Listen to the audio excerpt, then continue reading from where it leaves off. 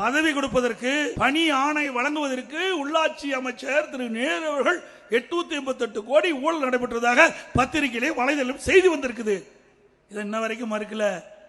அந்த அமைச்சர் டெல்டா மாவட்டத்தில் பொறுப்பா இருக்கிறார். திமுக நிகழ்ச்சியில பேசுறார், என்னை தான் குற்றம் சுமத்திட்டு இருக்கிறாங்க அப்படின்னு. ஆமா, தவறு செஞ்சா குற்றம் சுமத்த தான் செய்வாங்க. நீ நிரபராதி நியமிங்க. ஏன் எங்க மேல வழக்கு போடல? எங்க மேல வழக்கு போட்டா எவ்வளவு சிரிப்பு, எவ்வளவு ஆனந்தம், எவ்வளவு பேச்சு.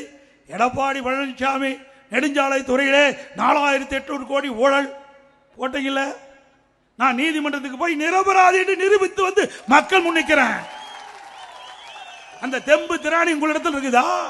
நீதியரசர் கூட கேட்டார், என் மீது வழக்கு போட்டவரே அந்த வழக்கை திரும்ப பெறுவேன் என்று சொன்னார்.